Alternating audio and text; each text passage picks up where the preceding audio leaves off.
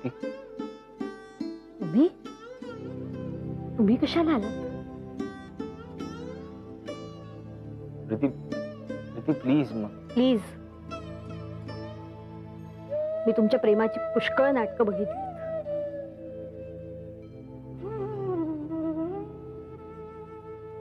प्रीती तू असंच बोलणार आहेस माझ्याशी? प्रीती मी आलोय त्याचा आनंद नाही झालाय तुला? तुम्ही का आलात इथे? बघायला आलात आम्ही जिवंत आहोत का मेलोत ते? प्रीती मी बाप आहे. तुम्हाला सगळी नाती ना वेळेवर आठवतात. जेव्हा गरज असते तेव्हा आठवतात, पण जेव्हा गरज नसते तेव्हा रीतसर तुम्ही विसरता. बदलता येतात तुम्हाला नाती. मला तुमच्या येण्याने अजिबात आनंद झालेला नाही. उलट माझा मूड गेलाय. प्रीती सॉरी. प्लीज प्लीज हे सगळं थांबवा प्लीज. बाळ पोटात असताना तुम्ही मला फक्त शिव्या आणि लाथाच मारल्यात. माझा इतका मानसिक छळ केला ना, त्याला तर काही तोडच नाहीये. मी खंबीर म्हणून टिकले. बाळ जर माझ्या पोटात नसतं ना, तर मी खरं सांगते जीव दिला असता मी. खरंच माझं चुकलं ग प्रीती. मला माफ कर प्लीज. प्लीज हे सगळं थांबवा. तुम्हाला काय वाटतं? तुम्ही आम्हाला सोडून गेल्यावर आम्हाला कुणी नाही म्हणून? असं समजू नका. देव माझ्या पाठीशी उभा आहे. आणि अगदी कुणी नाही ना, ताईंची पुण्याई आहे माझ्या पाठीशी.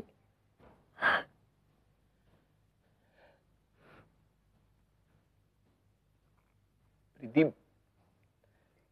माझ्या आईची तू माझ्यापेक्षा जास्त सेवा केलीस. मलाही वेळोवेळी सावरलं. यशाची पैशाची धुंदी होती माझ्या डोळ्यावर. आज जेव्हा मला अपयश भोगावं लागतंय तेव्हा माझ्यासोबत चालणारे, माझी हाजी हाजी करणारे लोक सगळे मला सोडून जात आहेत. आणि आज मला पटतंय प्रीती, तू जे काही माझ्यासाठी केलं ते शब्दात व्यक्त करण्यासारखं नाहीये. तू रागव ना माझ्यावर, तू चीड ओरड, तू मार हवं तर मला, पण या बाळाच्या आगमनाने शिरोडकर घराण्याला एक कुलदीपक मिळालाय. त्याला आपण आपल्या प्रेमानं वाढवूया, आपल्या सहवासात वाढवूया. मी तुम्हाला हेच सांगते की माझ्यासाठी नाही, पण निदान बाळासाठी तरी नीट वागावं. बघा, अहो तुमच्या कलागुणांना वाव मिळणार आहे बाळाच्या आगमनाने. त्याची छोटी छोटी पावलं पुन्हा आपलं घर जुळवून आणते. हे बघा, मी आता सगळं विसरून गेली. तुम्ही सुद्धा काहीही मनात ठेवू नका.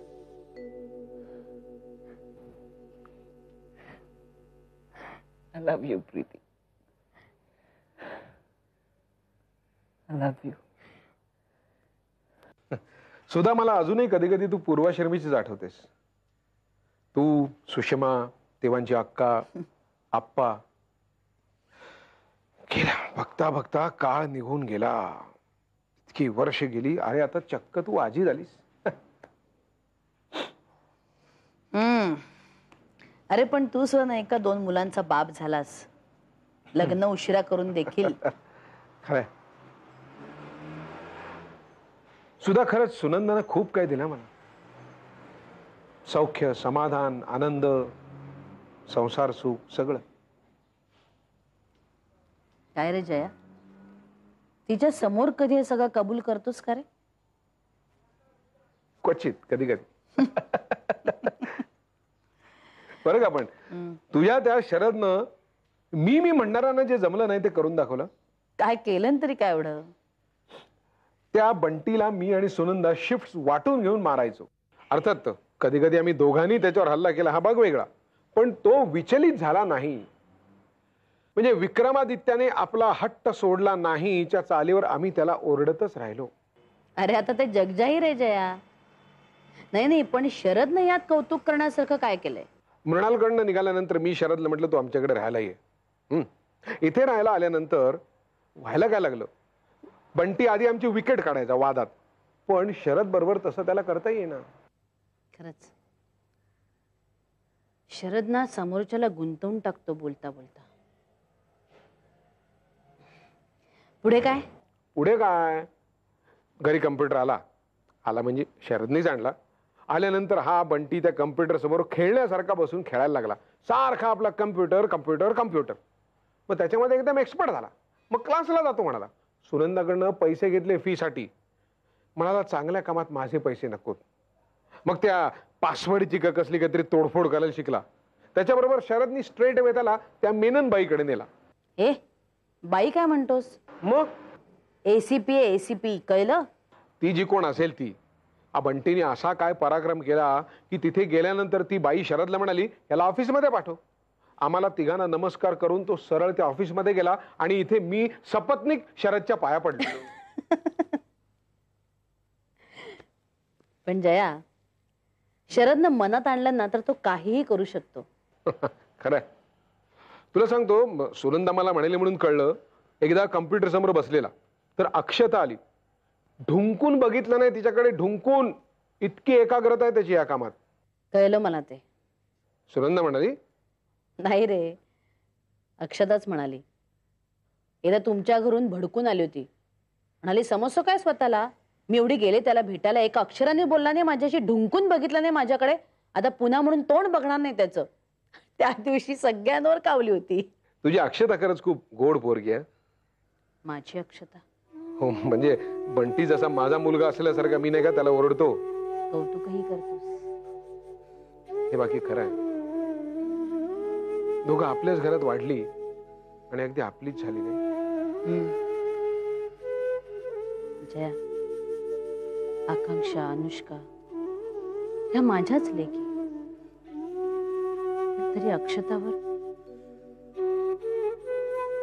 शरदच्या मुलीवर माझं जरा गणभर जास्तच प्रेम आहे. किती जपते ती मला. तेवढं माझ्या पोटच्या पुरी नाही रे मला जपत. आता विषय काढलास म्हणून सांगतो, अक्षताला अभ्यासाला बसलेले बघितले ना की कॉलेजमध्ये तू अभ्यास करायचीस ना, ते आठवतं मला अगदी. जया, आपणही आपल्या कॉलेजच्या दिवसात किती भांडलो नाही. आपण रुसायचो देखील, सतत भांडायचो, पण आपली मैत्री किती अशी घट्ट आहे नाही. आपण होतो तसं केवळ मैत्रीवरच समाधान हे दोघं मानतील असं नाही वाटत मला. तू फार सौम्यपणे बोलतेस. हे दोघे मैत्रीवरती समाधान मानणारच नाहीत अशी माझी खात्री आहे. तेव्हा मीच स्पष्टपणे विचारतो, विणबाई आपली मुलगी देता का आम्हाला? फक्त नारळ आणि मुलगी देईन, चालेल? नुसती मुलगी दिली तरी चालेल. नारळ तुम्हाला ठेवा चटणीसाठी, फक्त मुलगी द्या आमच्या बंटीसाठी.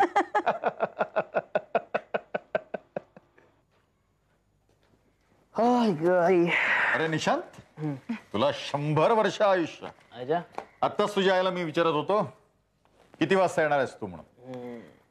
आत्ताच नाही, गेल्या अर्ध्या तासात तुम्ही हा प्रश्न 4 वेळा विचारलाय. ठीक आहे, मी तुला 4दा विचारला असेल.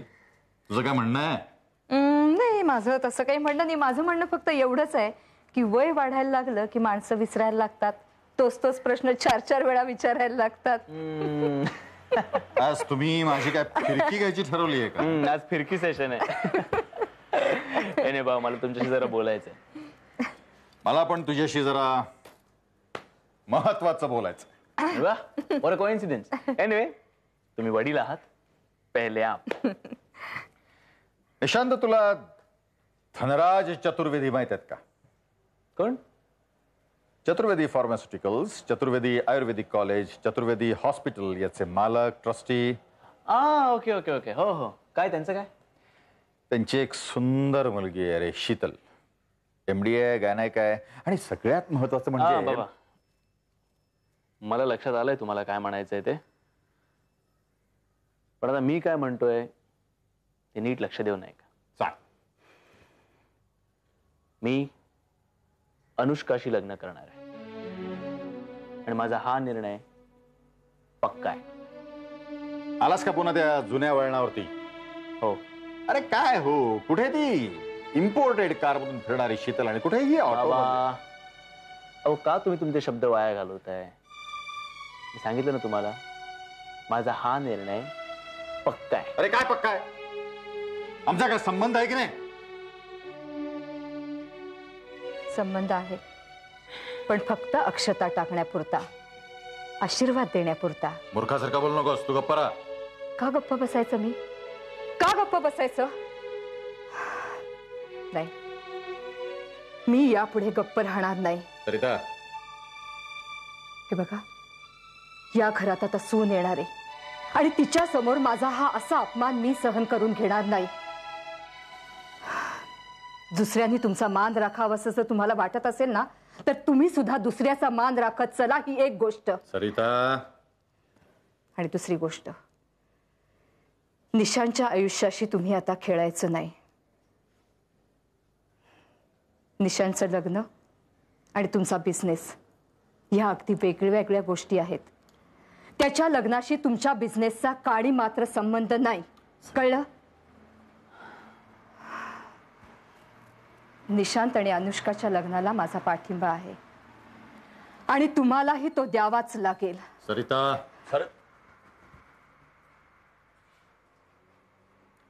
हे बघ, माझा एक निशांत. मी आलोच.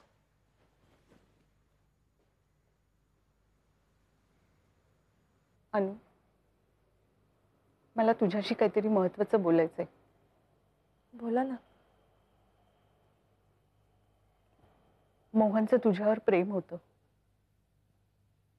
तू तर त्याला जीवनदानच दिलं होतंस.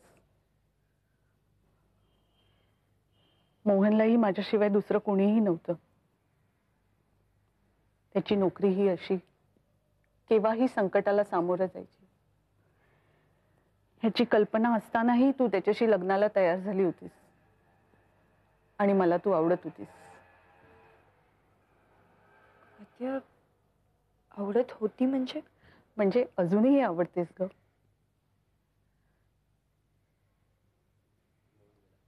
मोहन गेला.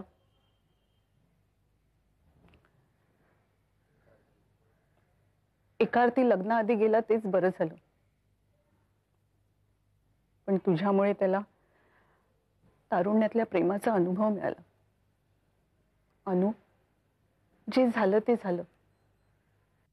सत्य परिस्थितीला सामोर जावंच लागेल. तुझं वय तरुण आहे,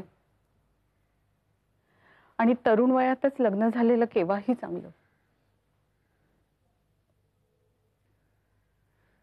त्या दिवशी तुझ्याबरोबर आला होता तो निशांत फार समंजस मुलगा आहे. तुझी आणि त्याची जुनी मैत्री आहे का? नलवत्या, पण अगं, मी तरी किती दिवस काढणार आहे कुणास ठाऊक. आज आपल्यामध्ये मोहन नाहीये हेच खरंय. त्याचं इथे नसणं, त्यामुळेच ती त्याच्याबरोबर हसू बोलू शकत नाहीस, त्याच्याशी लग्न करू शकत नाहीस, हे सत्य तुला पचवावं लागेल.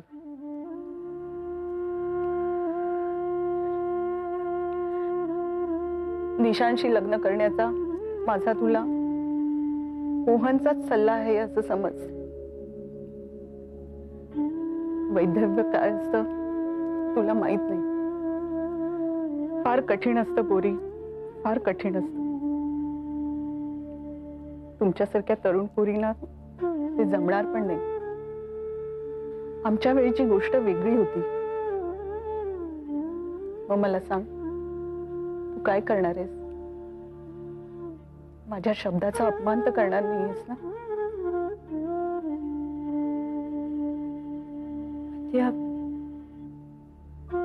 आईही माझ्याशी या विषयावर बोलली. माझी एकच इच्छा पूर्ण कर. मोहनच्या आत्म्याला शांती मिळेल.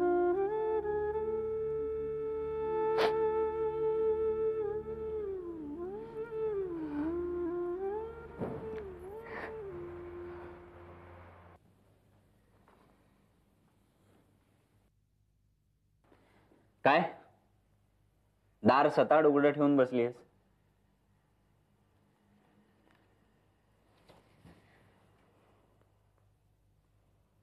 तू येणार असे माहिती नव्हतं, नाहीतर ठेवलं नसतं. अजून राग गेलेला दिसत नाही. तो असो किंवा नसो, तुला त्याचं काय? आकांक्षा, तू का आलायस इथे विरू? काही चुकलं माझं? मला बाळाला बघावं असं वाटलं. काही चुकलं माझं? बाळाला बघावंसं वाटलं असेल तर मी समजू शकते.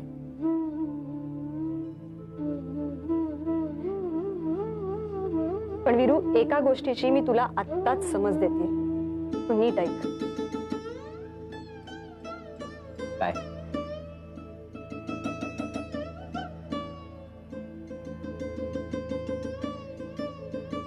मी आणि अनुष्का लहान असताना बाबा घर सोडून गेले.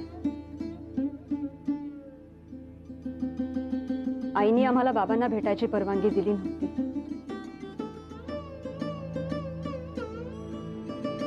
पण मी असं नाही करणार. तुला हवं तेव्हा तू त्याला भेट,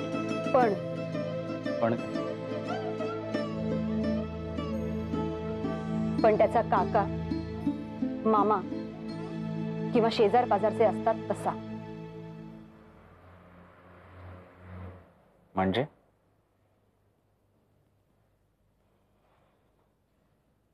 म्हणजे ही तुला शिक्षा आहे असं समज, कळलं? पण का तू मला त्याच्यापासून वंचित ठेवायचा प्रयत्न करतेस? तुझं भाग्य समज मी तुला त्याला भेटायची परवानगी देते.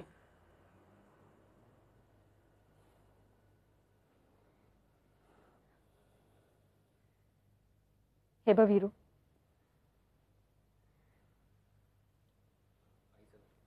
मी आईचं घर सोडून एकटी राहते. मला जर तुला त्याला भेटण्यापासून वंचित करायचं असेल तर मी हे शहरही सोडून जाऊ शकते. नाही, तू असं करू शकत. तू असं करू नकोस आकांक्षा, प्लीज. तू माझ्याशी कितीही वाईट वागलास ना वीरू, तरी मी पाषाण हृदय नाहीये. मी चांगलीच वागेन, मी आई आहे. पण एक गोष्ट लक्षात ठेव वीरू, मी दुबळी नाहीये. तू त्याचा बाप आहेस ही वस्तुस्थिती त्याला कधीही कळता कामा नये. पण आकांक्षा, बाळाला नाव लागतं, त्याचं काय? त्याचाही मी विचार केलाय, करायलाच हवा. बाळाला नाव लागतं ओळखण्यासाठी. बापाचं आणि घराण्याचं नाव लावण्याची पद्धत आहे आपल्याकडे. मग पण मी ही पद्धत बदलणार आहे. त्याचं नाव असेल तन्वीर आनंद जोशी. आनंद जोशी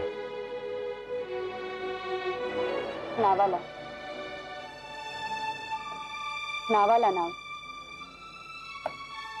हा, आनंद जोशी कोण?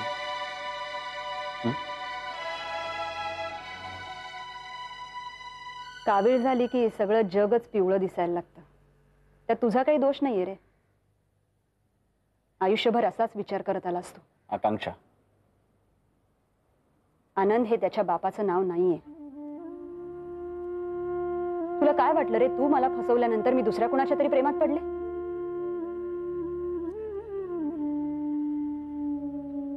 त्याच्या नावात आनंद असेल, जो तो मला पुढे आयुष्यभर देत राहील.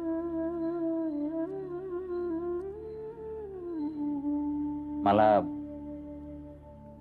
बाळाला भेटायचं. तेवढंच कर. त्याला लांबूनच बघ, स्पर्श करू नकोस. जा पलीकडच्या रूम मध्ये.